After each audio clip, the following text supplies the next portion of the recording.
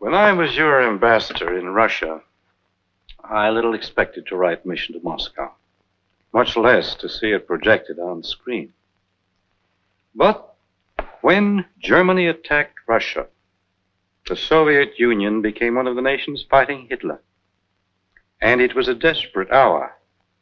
If Hitler were to destroy the Red Armies and to smash the Soviet Union, the three aggressor nations would dominate Europe, Asia, and Africa.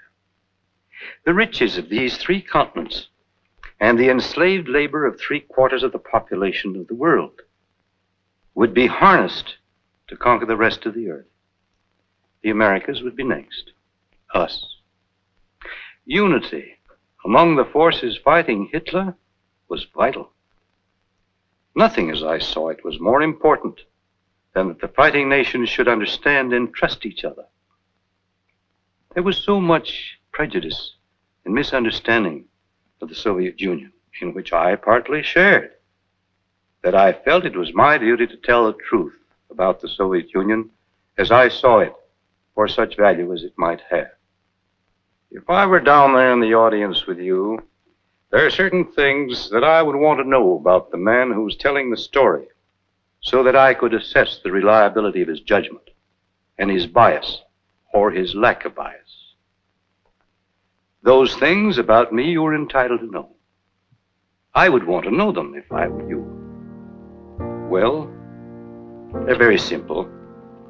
My people were pioneers. They came to New Orleans in a sailing ship. I was born in Wisconsin, educated in the public schools, graduated from the University of Wisconsin, and went to Washington as one of Woodrow Wilson's young men. My religious convictions are basic. My sainted mother was an ordained minister of the gospel. I think that I am peculiarly the product of our great country and its free institutions and its opportunities in a competitive society of free enterprise. I came up the hard way, and I'm glad of it. I have a deep conviction and a firm faith that that system and our form of government is the best that the world has yet produced for the common man. But while in Russia, I came to have a very high respect for the integrity and the honesty of the Soviet leaders. I respected the honesty of their convictions, and they respected mine. I also came back with a firm conviction that these people were sincerely devoted to world peace, and that they and their leaders only wanted to live in a decent world as good neighbors in a world at peace. That peace has not yet been won. If unity, mutual understanding, confidence in each other was necessary to win the war, it is still more necessary to win peace. For there can be no durable peace without an agreement among those nations that have won the war, that they will project that peace and maintain that peace and protect that peace. That is why I wrote Mission to Moscow. That is why I am deeply grateful to those fine patriotic citizens, the Warner Brothers, and to their great organization of dramatists, artists, and technicians who have projected this book upon the screen for you, my fellow citizens of the Americas, and for you, my fellow free men of the world. I thank you.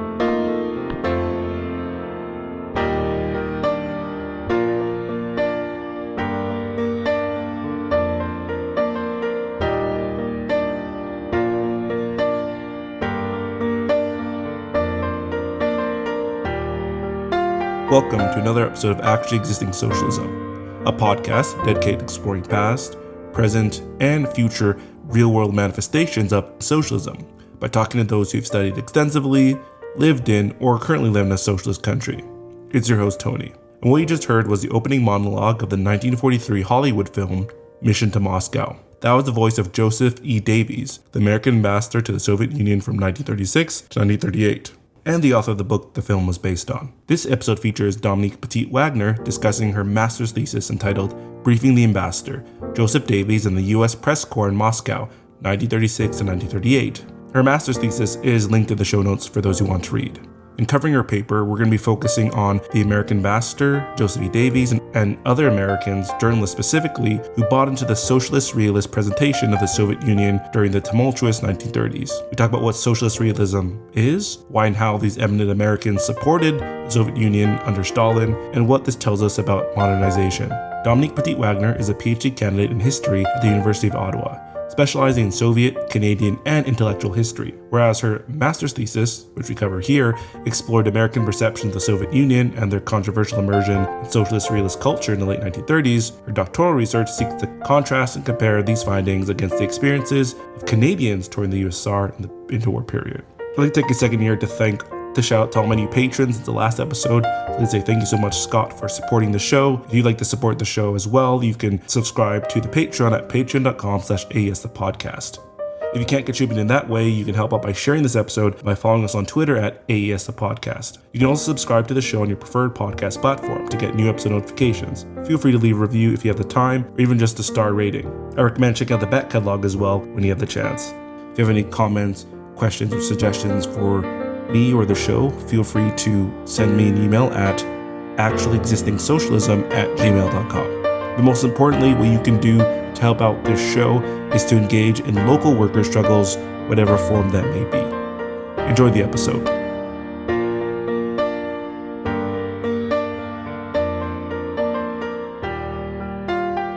So I'd like to welcome to today's episode, Dominique Petit-Wagner. Very much looking forward to speaking to you in regards to your work on Soviet history. I'm happy to be here, and thanks for inviting me. We're going to be talking about your master's thesis, I believe. Yes. It is called Briefing the Ambassador, Joseph Davies and the U.S. Press Corps in Moscow, 1936-1938. Previously on this show, we've had different scholars kind of walk us through 1930s Soviet history. We had Robert Thurston on to talk about the mass arrests during the 30s. We had Samantha Lom to come talk about the 36 Constitution. So I'm sure people are going to be very interested to hear what you have to say today in regards to that topic. So before we kind of get to that, though, I do want to, maybe get some insight as to why you've taken up Soviet history as kind of your specialty.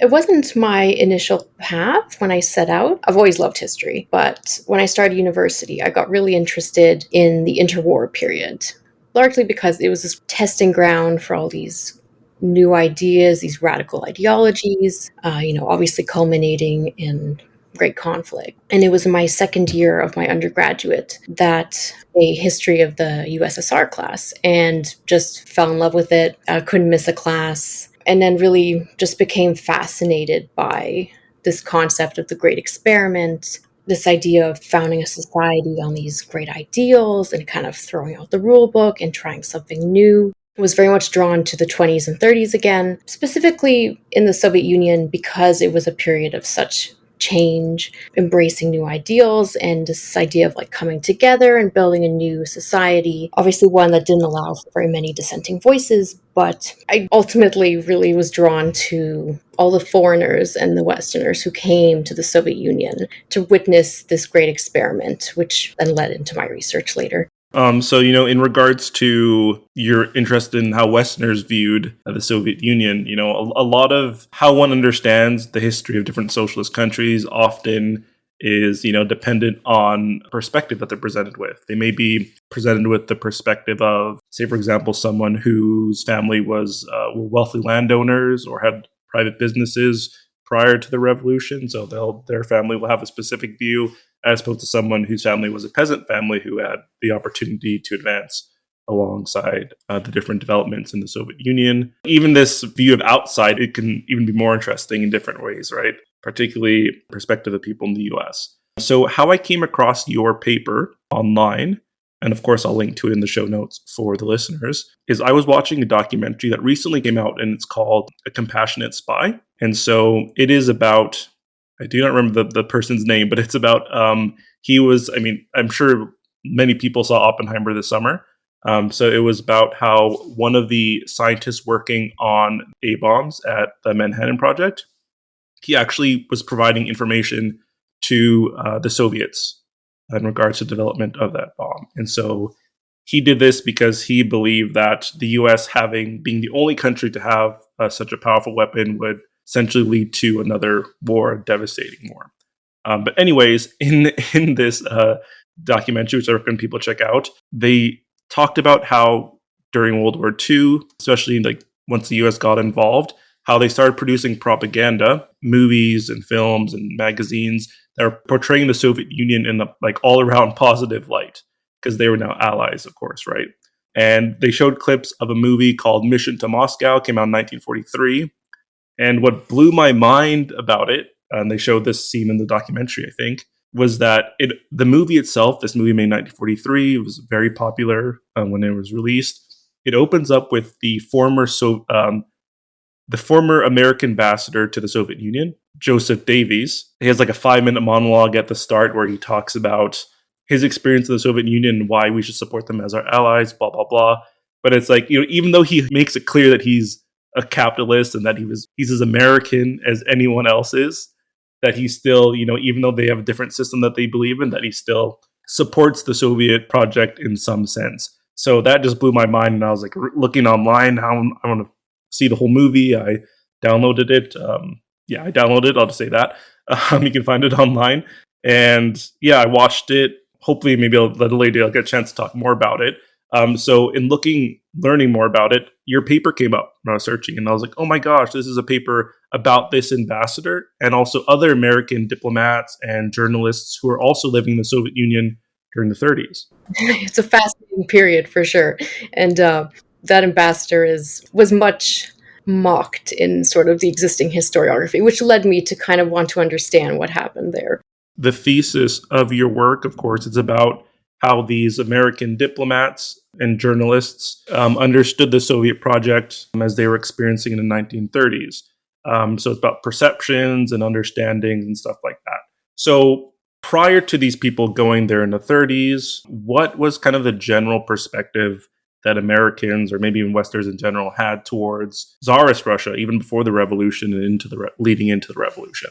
Americans really started to first pay attention to Russia, I'd say, in the late 19th century. And a lot of the impressions they formed were based on the travel diaries of mostly Europeans who had traveled to Imperial Russia. And from this, they formed this impression that because of this strong autocratic government and for somewhat racialized reasons, that the peasantry and its industry were very much backwards and lagging far behind European and American models of modernization. But there was a considerable shift at the start of the 20th century, I'd say, when Americans began to consider that perhaps Russians were not, let's say, ethnically backwards, or as they like to say it, but rather that this was a consequence of the kind of rule they lived under, and that they were oppressed, and that realistically they were not condemned to this state, that modernization and industrialization could transform the average Russian and make them into a productive member of society, which then opened up some Americans to this idea that the Soviet state, with its emphasis on industrialization and modernization, could revolutionize, let's say, the Russian peasant.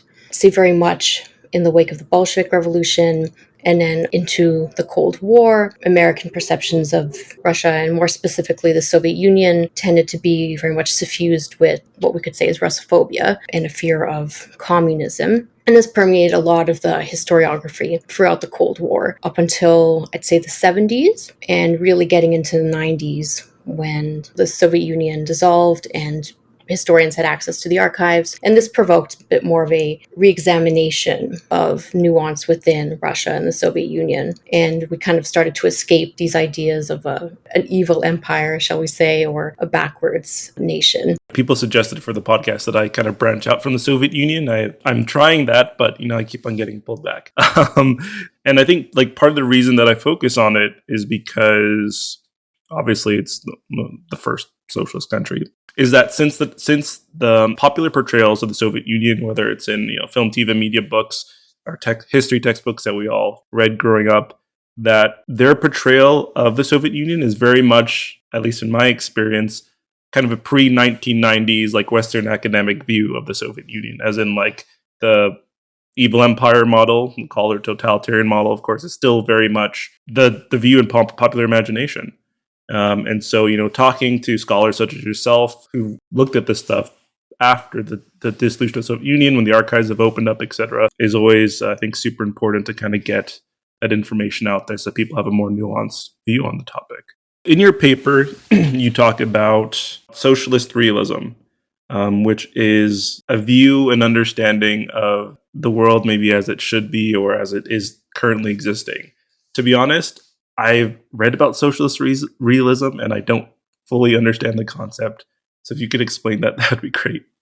There are different interpretations. In its purest form as it was designed, it began in 1932 as the only acceptable form of art and literary expression, specifically starting as a literary form that was intended to reject a lot of the avant-garde, experimental, abstract art of the 1920s, a much more experimental period, and but simplify art and make it easy to understand and kind of remove this distinction between low and high art. What it was tasked with was depicting reality, as they said, in its revolutionary development, which means as life as it should be, but also as it is now in a way. But realistically, socialist realism was more of a depiction of how life was ideally supposed to be under socialism. So something that you're always striving for, but that you can see through art in the present. For my work, I very much subscribe to Sheila Fitzpatrick, the historian,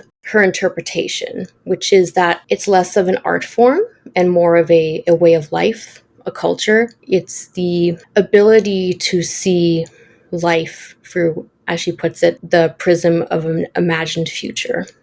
So you are living in the present, but you can see the future. And it's something to strive for. And it really subsumed everything and became a way of life. It wasn't just art. It was displays in shops. Like you would see these great displays of abundance. And even though you couldn't purchase all those items, and maybe you didn't know anyone who had those things, that it was, you could see it and it was something that was going to happen. When it comes to call them propaganda posters or whatever from the Soviet Union, like there's like subreddits about that, or you can find websites that just focus specifically on those images. Is that like an example of socialist realism? I'd say so. Obviously, it would depend on the picture, but if it is displaying life joyfully and comfortably as was intended, as you were supposed to someday experience life, then yes, it really was like omnipresent throughout much of Stalinist society. In your work, you talk about how these Americans that you focus on,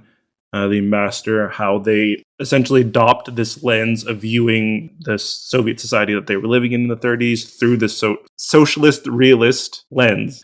Generally seems like a surprising thing. So, but before we get into why they adopted that lens or for what reasons maybe they chose to do so, could you explain who these people are? Like Joseph E. Davies, and I think you of course, go through a different list of journalists. Could you kind of give us some background on these people? Yeah, certainly. So Joseph Davies was U.S. ambassador to the Soviet Union between 1936 and 1938. It's kind of important to understand why he was selected in the context of that time. This came at a time when President Roosevelt was unhappy with U.S.-Soviet relations. The Soviet Union had failed to repay its debts and were not doing very much to sort of curb the activities of the Comintern in the United States. Davies was mostly a lifelong friend of FDR, a loyal Democrat, had done a lot of work for the party. And they both sort of share this belief that nations which were,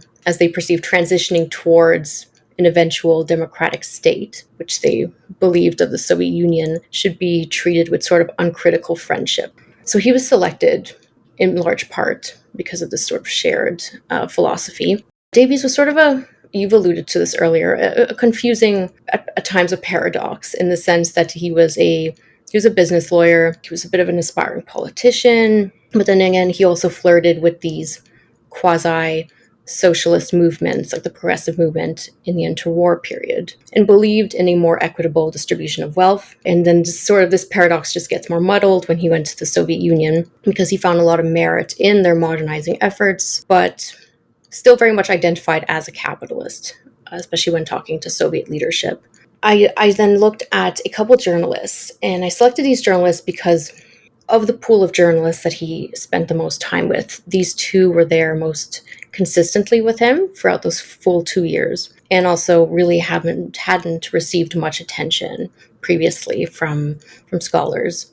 We have Norman Jewell of the United Press. We don't know a lot about him, but he worked alongside Henry Shapiro at the Moscow office for the United Press. He was appointed to the Soviet Union in late 1935. He didn't speak Russian, but that was not unusual at all in the period, because most journalists did not speak Russian unless the Moscow office was sort of a lifelong career. And in my comparison, my other journalist was Joseph Barnes of the New York Herald Tribune. And he was actually a specialist in Russian and Slavonic studies, fluent in Russian, and spent much of the 30s of his own initiative in the Soviet Union, and intended to write a dissertation on the process of industrializing farming and also collectivization. He was very interested in modernizing Soviet agriculture. Ultimately, he was appointed to the Moscow office for the Herald Tribune in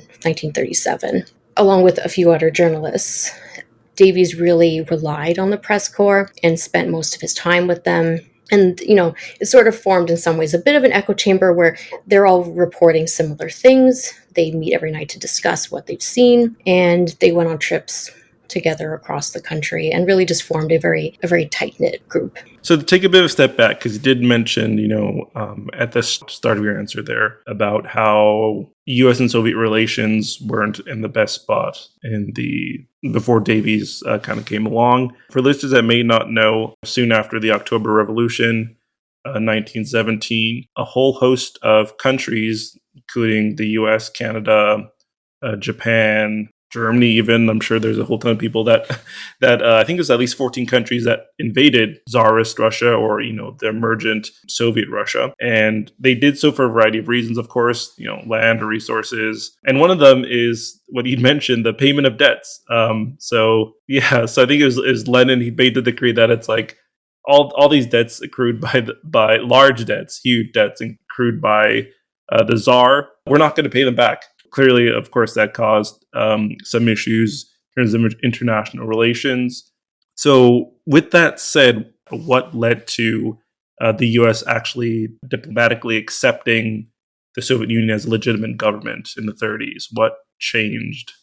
So very much the election of President Roosevelt, FDR, and he came to office in 1933. And he was economically minded. He took a look at the situation, and trade between the United States and the Soviet Union was abysmal. The Soviet Union still, as the Americans perceived it, owed them a lot of money. They were not doing trade with them. And with sort of the start of Stalinism, the Soviet Union was industrializing and becoming quite an economic power in the early 30s. And it was really it was a great business opportunity. There was so much trade to be done with them. FDR was very much interested in, I'd say, almost investing in the country, where they sent a lot of American engineers and specialists over to the Soviet Union to help them with the development of their industry, hoping that they could establish better trade. And it was a lot of money to be made, frankly. It wasn't that the United States was suddenly happy with communism or suddenly aspired to live this way, but it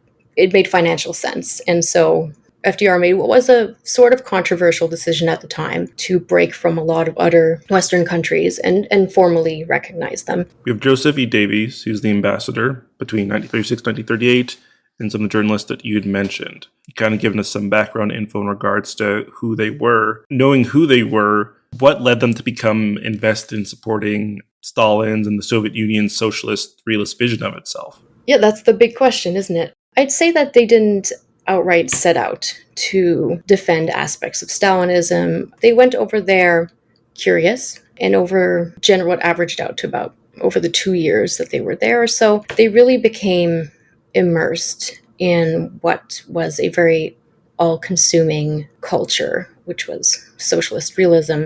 And this came to pass in large part because they were very much distanced and shunned from the more educated and experienced diplomatic corps, which, they had all the education and Russian studies, but with that also came a great deal of prejudice and Russophobia, xenophobia, which was, a part of the education at the time. The larger context of why they didn't like Davies, why the diplomatic corps didn't like Davies, was they viewed him as just sort of not an inexperienced appointment. It was a friend of FDR, so that he didn't belong. He wasn't one of them. And because FDR was trying to improve relations in this period, he had begun what some people characterized as a purge of the State Department in terms of their Eastern European affairs section, to try to remove what FDR perceived as Russophobic sentiment. And so a lot of their papers, archives were destroyed in the process. And to top it off, they send Davies, who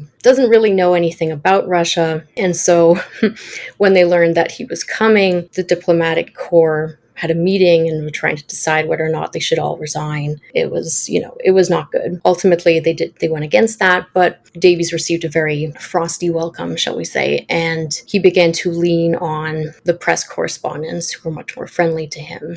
Other than Barnes, who was better educated in Russian history, most of them didn't know very much about the Soviet Union. So what they knew was what they saw and what they learned while they were there. And what's interesting about that is they identified with socialist realist culture precisely because there were a great many affinities between American and Soviet culture in that period. Now, they're not always obvious, but what's interesting is they come out in their writing in the sense that they really identified with the themes of industrialization, which they tended to romanticize in that period, technological innovation, abundance. They were fascinated by sort of medical marvels, territorial exploration and expansion, and this sort of romanticized frontier culture, which very much has echoes to this romanticization of the Wild West in that period as well, with the closing of the frontier. Things like heroics, youth, even things like the idealized healthy human form, which is something that sort of transcended a lot of societies in the 30s. And it was sort of these commonalities and this immersion in the culture while shunned from the diplomatic corps that led them to kind of share in this enthusiasm for Soviet modernization. And in the process, had them sort of look beyond or look away from the brutal excesses of Stalinism through what, again, Fitzpatrick has characterized as sort of this prism of this increasingly modern future. And so it was always seeing the beauty now and looking forward into the future, which differentiated them significantly from the rest of the diplomatic corps. It's crazy, think of a U.S. ambassador to be, that enthusiastic about it. It's I'm just thinking now, can you imagine the U.S.'s ambassador to China? I don't know who they are, but that person being I'm really interested in Xi Jinping thought or something like that, and common prosperity or whatever China's goals are kind of thing, right? Yeah, it's incredibly interesting and still surprising to me a bit.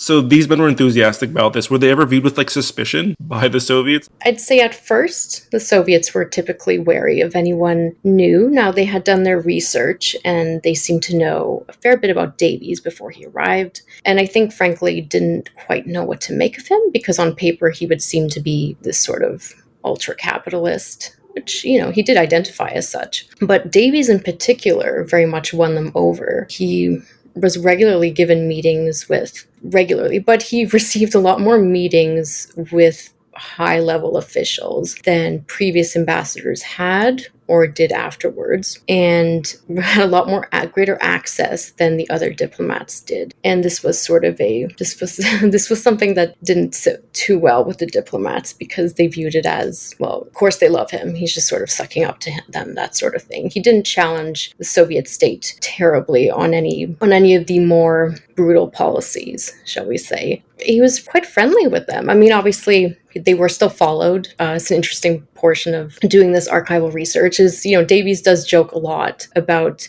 going out on boats one weekend and just kind of doing loops around trying to escape. As a joke, the KGB that are following him, they're always being watched and tracked. But he had, warm relations with the Soviet Union, and which I'm sure we'll talk about later. That was used later in wartime, because he was a friend of Stalin. I mean, he met with Stalin, and not a lot of foreign ambassadors and diplomats could say that necessarily.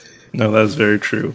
I believe there's a scene in the movie Mission to Moscow. So this movie came out, like, I guess 5 or so years after he was the ambassador. From what I understand, of course, it's a movie, so of course they massage the facts of everything and, reinterpret things that may have happened or may not have happened. But there's this one scene where he just arrived in Russia. He's, I believe, at the embassy, and he wants to have a meeting with some of the other diplomats there, American diplomats. And they say, oh no, we can't meet in here because the Soviets have probably bugged the room, right?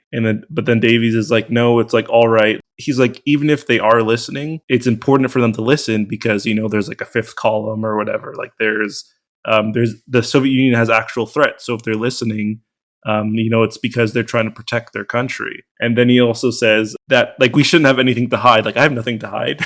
There's nothing that I want to keep from them, kind of thing. So it's very interesting kind of this example of what you're talking about, even though, of course, it's maybe a fictional retelling of that perspective he held. At least how he described it in his papers. To his mind, that's how it happened. And, his attitude was, I have nothing to hide. I'm here to get along with people, right? What did this support actually translate? What did this mean for them? Because talk about them, not only them seeing this socialist realist vision being embedded in it. So what are examples of them being embedded in this society?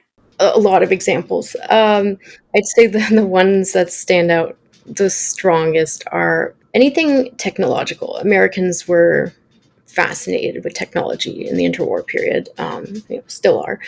And God, the reporters themselves wrote some fascinating articles that you can compare them to sort of official Soviet socialist realist articles from newspapers in the period, and they're very similar. One that comes to mind is, I believe it was Jewel, writing about a trip to the Moscow Zoo. And the entire article is just discussing the technology. It's all about how, the animals are kept warm. They have these fancy blankets and, that almost suggesting that the animals enjoy better health care than Americans do. That, they have access to everything. And that somehow this is representative of Soviet society at large, that they have harnessed technology and industry to improve their lives. And it, again, is this idea that, every day is getting better, that, we are living in the future. And look at all this great technology and medicine, and a lot of reporting on these brand new surgeries and the great successes that they were having in medicine, the creation of new hospitals. The articles themselves are very, very reminiscent of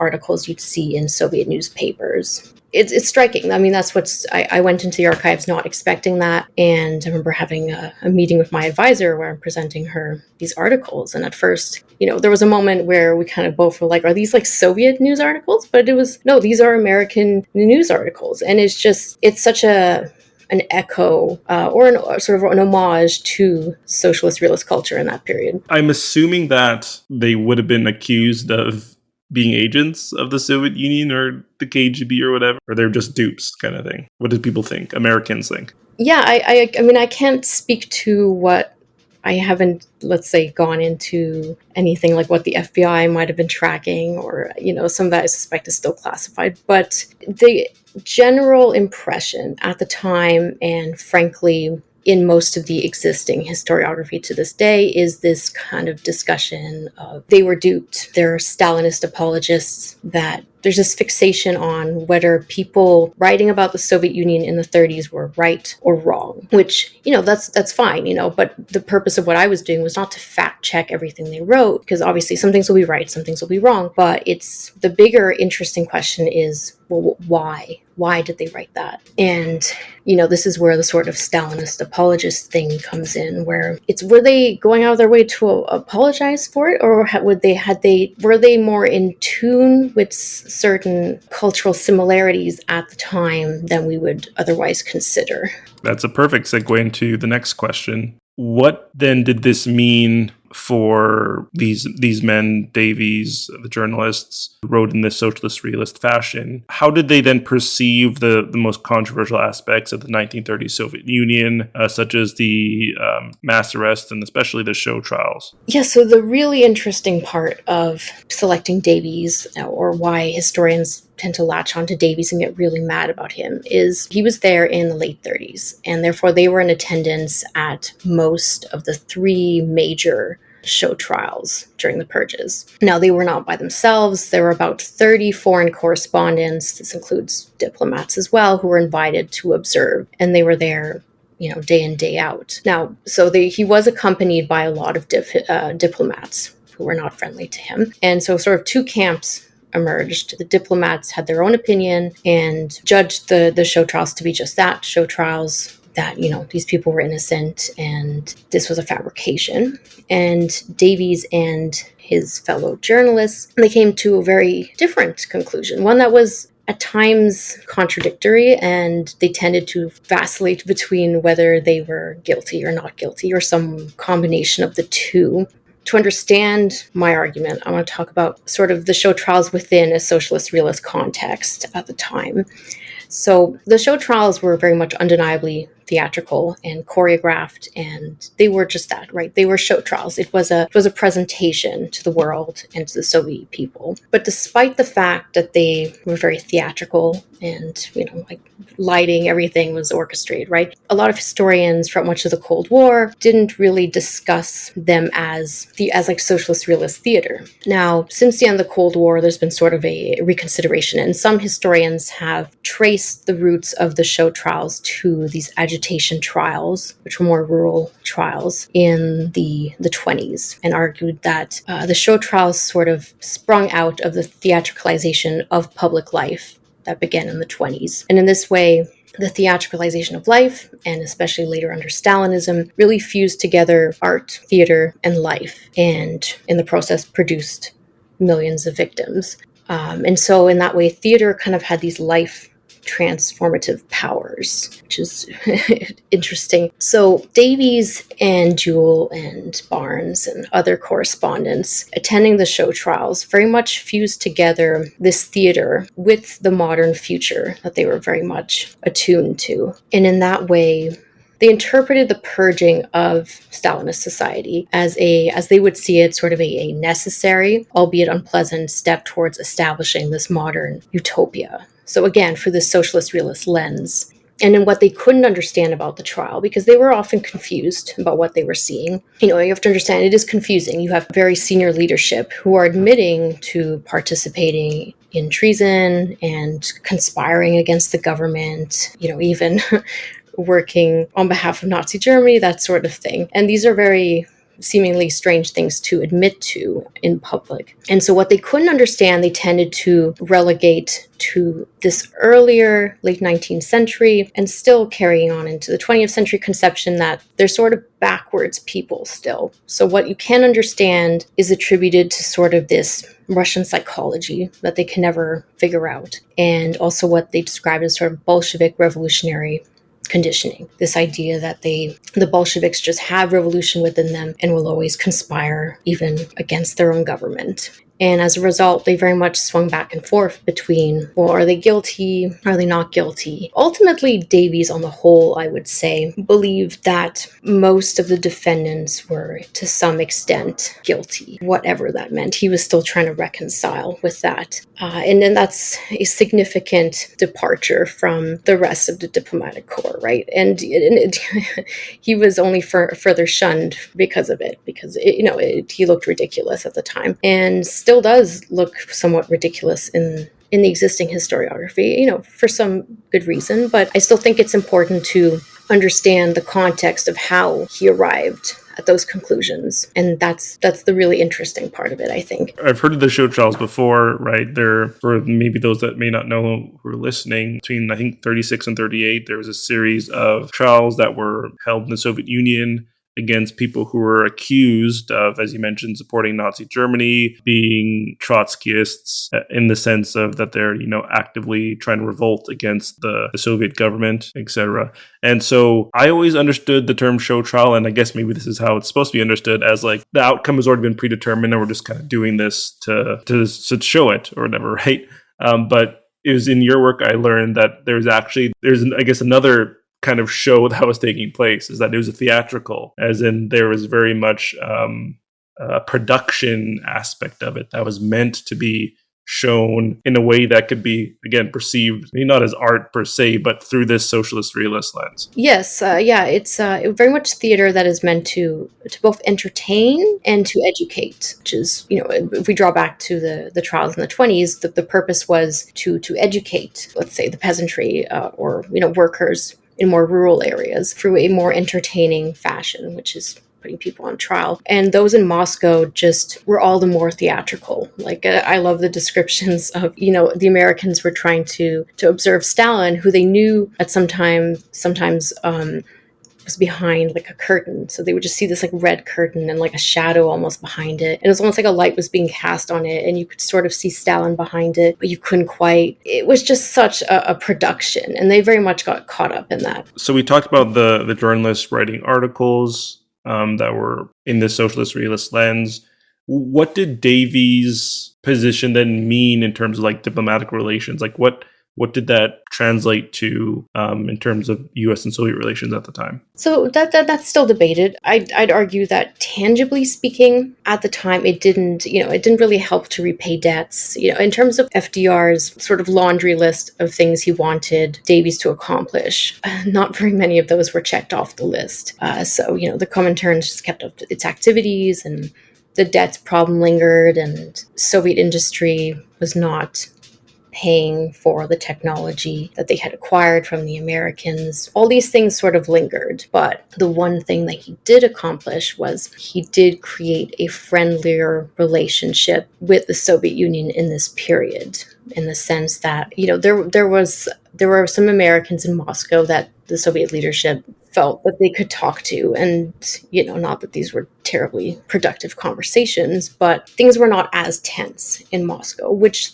later, I'd say, helped things whenever the Soviet Union and the United States became allied in the Second World War. This was sort of a bridge that already existed from the 30s, where they had connections, and the propaganda purposes of Davies' writing and his recollection of the time helped to sort of soften the image of the Soviet Union a little bit. Talk about that propaganda aspect of it. I do highly recommend people, of course, not only read your paper, but also watch Mission to Moscow. Yes.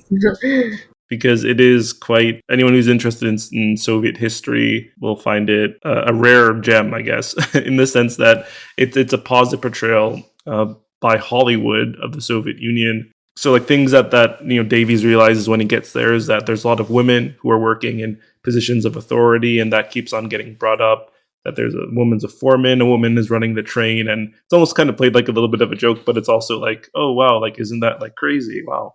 But just showing an actual aspect of Soviet society at the time, how the role that women played in society. The way that they portray the show trials, again, it's as if all these people are guilty, which I'm assuming that would have been like, even at the time, people have been like, hey, what? Like why is this being, like we have already hold the total opposite view of this. Why is this being presented in Hollywood? So anyways, there's a whole bunch of things in that movie that I think will shock people. I think it's about 2 hours, so it's really not that long. It's a fascinating movie. Definitely worth watching.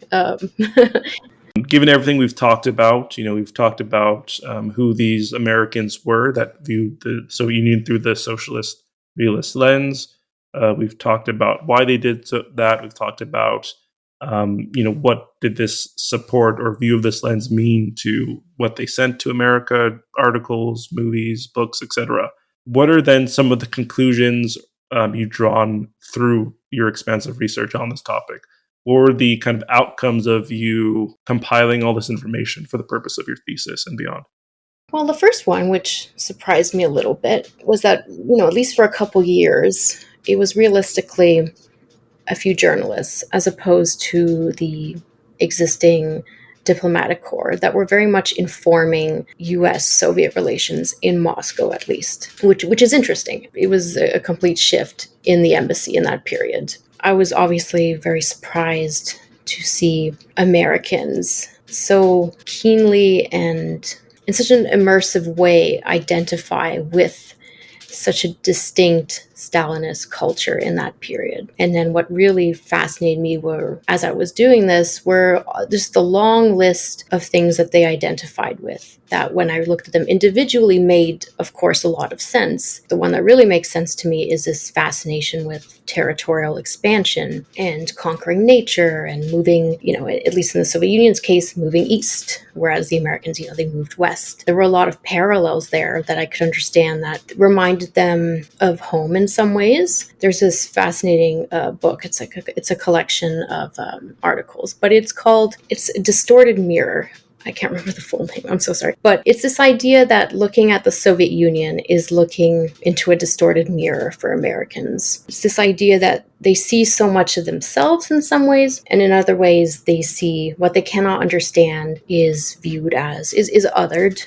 And is very much orientalized, which is not unusual. Europeans were doing that for a couple centuries. But the fact that despite these differences, they see so much of themselves in it, and then brings out the broader commonalities and these fascinations in the interwar period that seem to prop up in so many modernizing societies in that period. Like if we take, for instance, this obsession with the perfect idealized human form. If you'd been talking to me like 10 years ago, I would have thought that was something that was a bit more, at least in my mind, a bit more associated with Nazi Germany in that period. People on parade, shirtless, and you're showing off the perfect form. But this is something that Americans were fascinated with during the 20s and 30s, and there's a lot of murals, and very industrialized looking murals of shirtless workers. And we see very similar murals in the Soviet Union as well. So there's so many themes that seem common to radically modernizing societies in that period that ideologically are not terribly similar, but it seems to be common to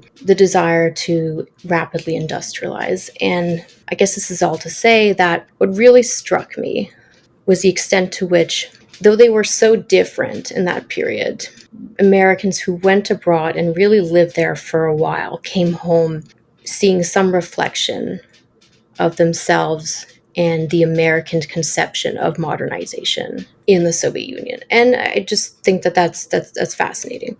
I just had an epiphany going off something you just said there. You see 1930s Germany and stuff like that, and then like you said, the idealized form. Say, for example, things like the Hitler Youth or whatever kind of thing.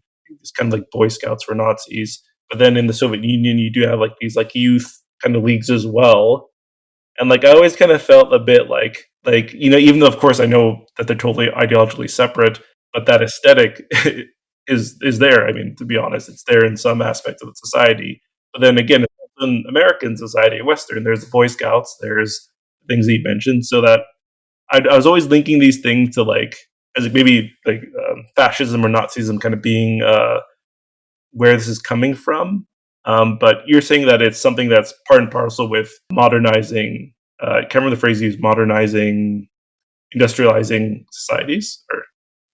Yes. I have a book I'd recommend to you, actually.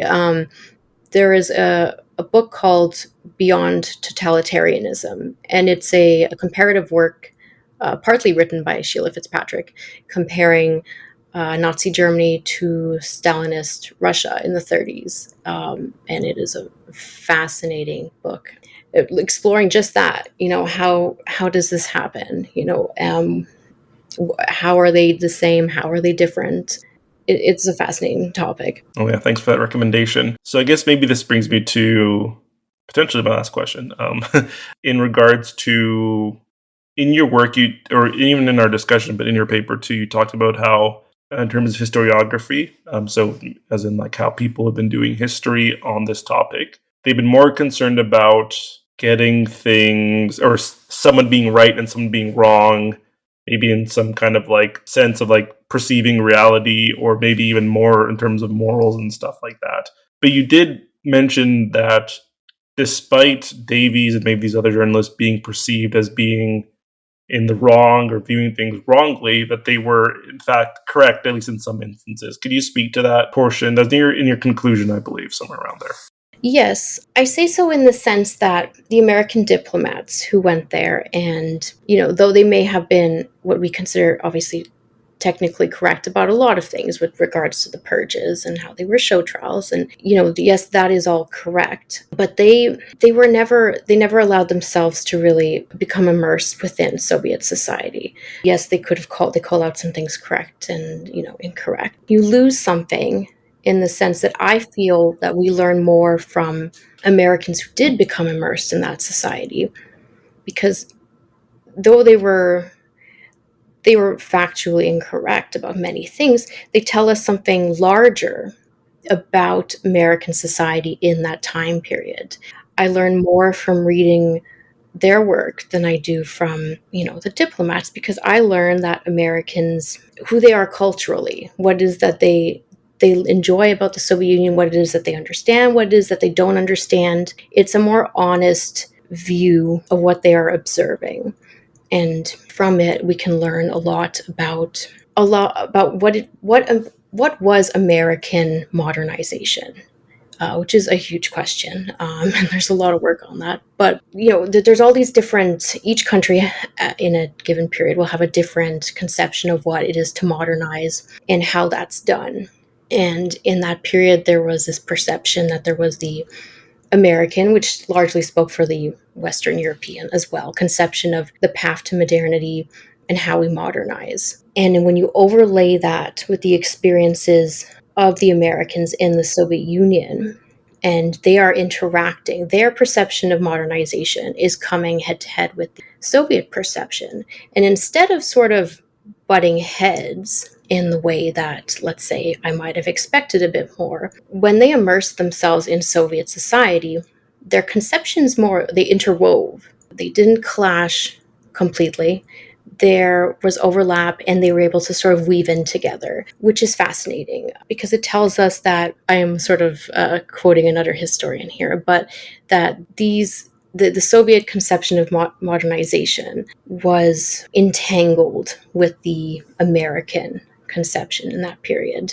And I feel that reading, let's say, Boland's work on the Soviet Union, I didn't learn very much about modernization and sort of these larger views of modernity in the period as I did looking at, people who were wrong about a lot of things, but their honesty and really speaks to something bigger, I think. Awesome. Thanks so much for that summary. I think then that's a great place to kind of wrap up the discussion. Before I kind of send you off, is there anything else you want to say, or recommendation, or maybe even something that you're currently working on or what your work focuses on now? It's still early days, but my current work, I am doing my doctoral research in Canadian perceptions of the Soviet Union in the same time period, which is interesting because I'm also going to be contrasting that against the views of Americans in the same period. I'm hoping to reveal a lot about Canadian conceptions of modernization, but also where did Canada sit in relation to the United States in this period. It's still a work in progress. I'm hoping that people will enjoy that when that's out. Yeah, no, that sounds like that's going to be incredibly fascinating. I think you know this, but I live in Canada as well.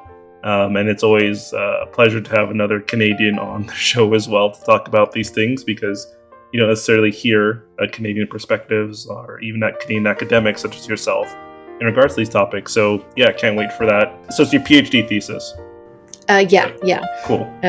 I'm approaching the writing stage, so it's Gotcha. Okay.